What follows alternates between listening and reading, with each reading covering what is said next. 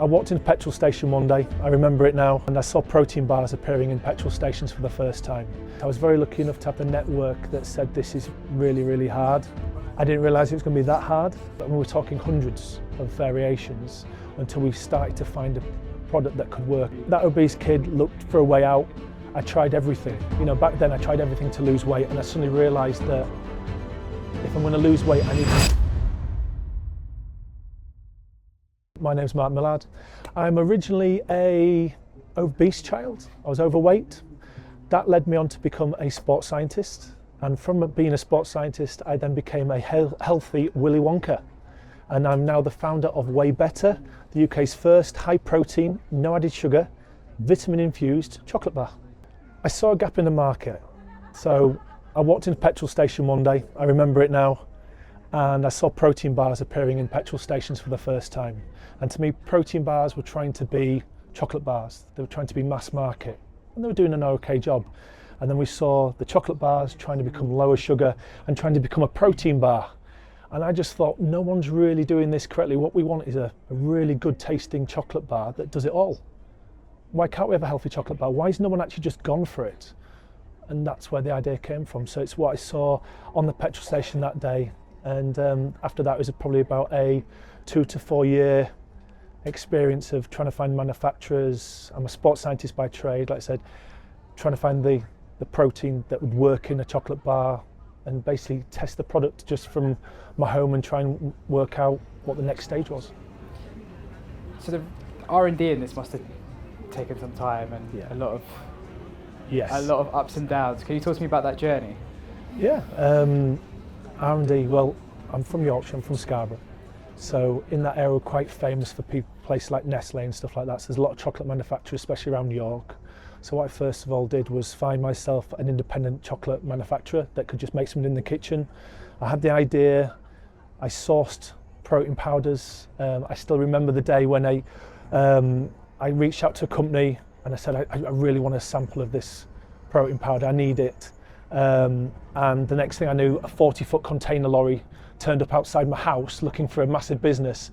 And I'm just like waving them down and said, no, it's for me. And out came a 25 kilo sack of protein powder that I could use for the next 4 years, just to make the product. But basically, it was just through asking questions, knocking on doors, like getting the protein powders, going to these independents, getting the idea together, can we pull the sugar out, can we do this, can we do that, and just lots and lots of samples. So we were talking hundreds of variations until we started to find a product that could work and a protein powder that did the job. At the same time, we had a pandemic, so that's kind of when it started. And I remember what was happening when the pandemic was on and looking at what vitamins were doing. I remember Costa Coffee suddenly having a coffee with zinc in it, and I could see John West tuna suddenly had vitamin C in it. You know, everyone was adding vitamins in there.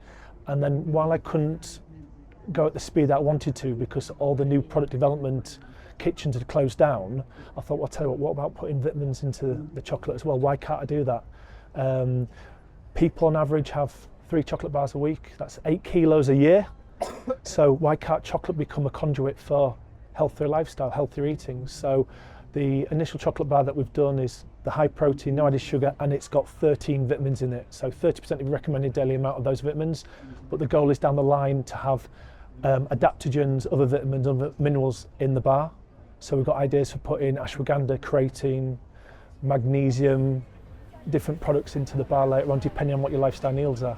How are you able to add all this good stuff in it and it still tastes how it tastes? Because I was lucky enough off camera to just try some of that chocolate, and it tasted exactly like Milky Bar. It was amazing. Again, a lot of new product development testing, finding the right manufacturers. I mean, this is why the process took a good 2 years to get off the ground, because in chocolate manufacturing, again, a lot of these guys, I would say, if you're looking at ones that scale up, we're not talking about independents now, we're looking at that can really scale up production. How can I put it? I suddenly learned if I go with independent, I can actually, you know, my bar's got 7 ingredients in. We haven't reinvented the wheel, and you could have that made quite easy. If you look at it, you could do it. The difference is going to a manufacturer who can really scale up production and then they get them to do it. That's the difficulty. That's where it goes. And I had to decide which area to start in first. And in the end, I thought, actually, if I start with independent and it grows, and then I'm going to have to restart again with a larger scale manufacturer. So I went with them first, and that's why I had to kind of really like work with them, because we're totally changing what they're used to working with. And in theory, I had to kind of sell it to them. I had to sell the idea to them, saying, look, you know, we don't want to work with sugar. We want to work with vitamins. We want to work with protein. Can we do it with a chocolate bar? This is what we want to do. Again, vegan chocolate bars, someone had to be first at doing that. So with sugar tax happening in the future, probably, we're going to probably see that happen. Healthier eating is all the rage now, higher proteins in fashion, you know, all these trends that we're seeing, we've got to be healthier as a nation. We've got to have balance back in our food. I think they saw, like, take a risk on me. That's what they've done. So they've taken me on board. Why do you care so much? Ooh.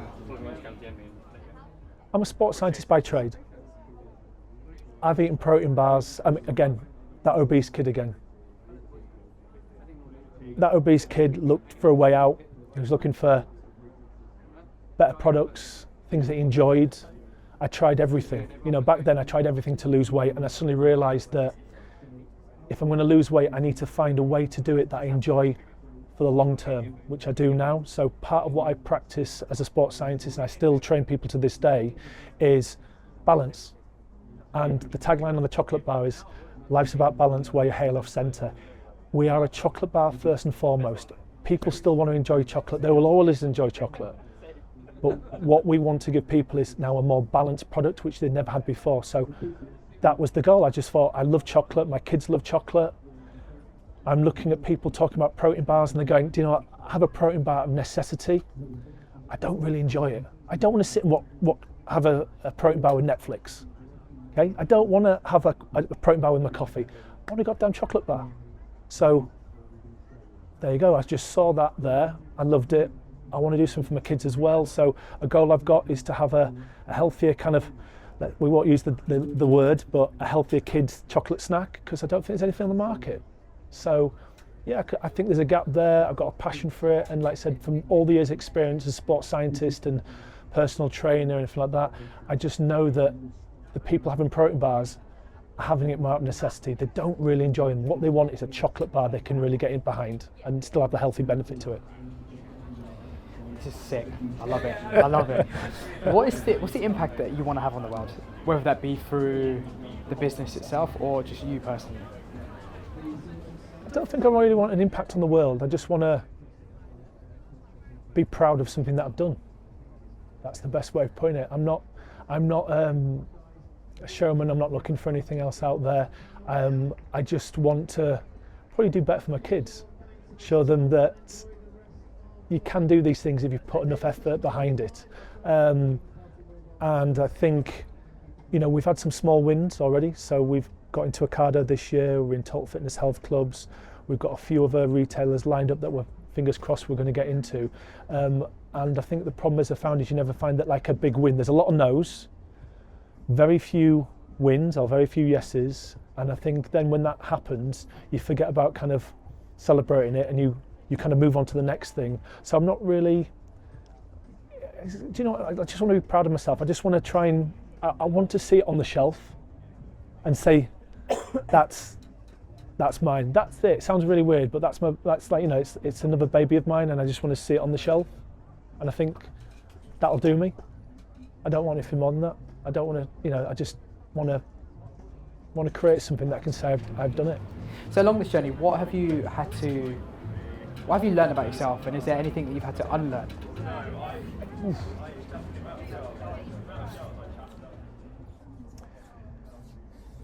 This is probably a bit more advice. I kind of knew coming into this what to expect. I was very lucky enough to have the network that said this is really, really hard. I didn't realise it was going to be that hard.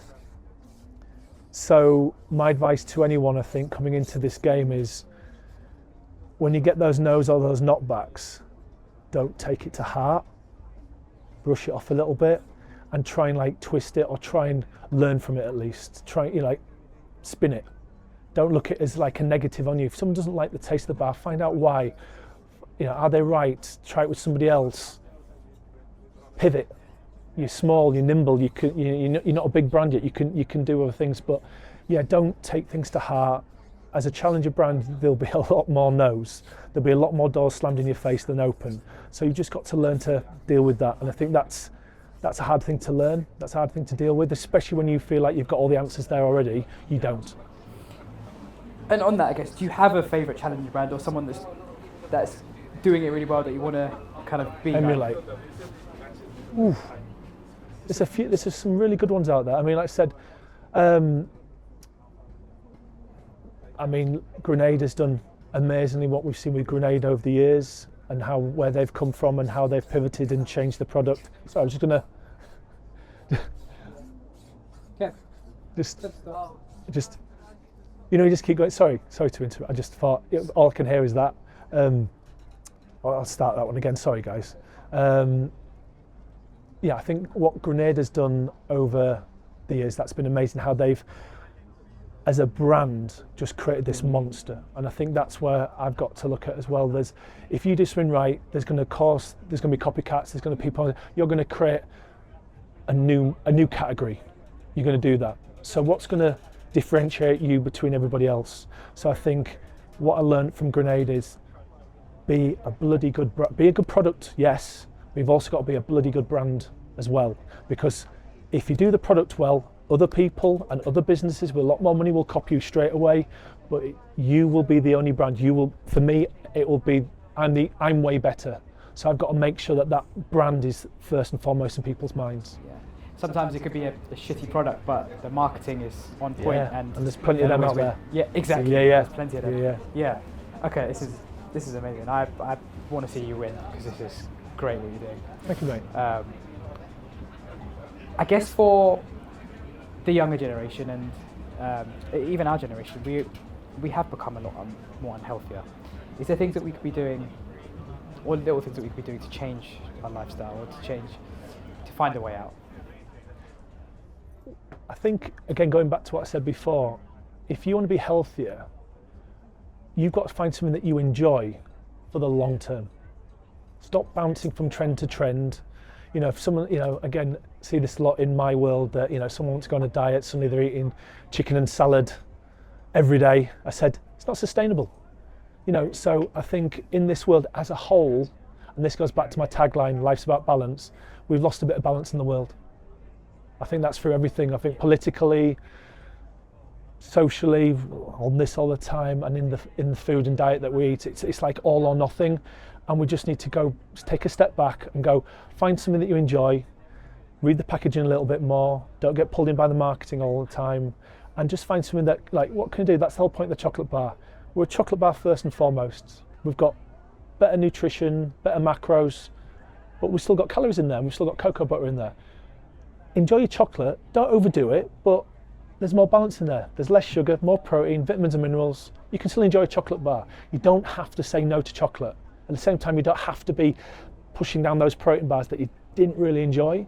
So I think my advice to everyone is just be more balanced as a whole, as an individual, in everything that you do, but especially with the diet and nutrition time. Amazing. And my last couple of questions. What would the younger, obese version of you say to you now? What would you be proud of the person you become? Oh. Don't know how to answer that.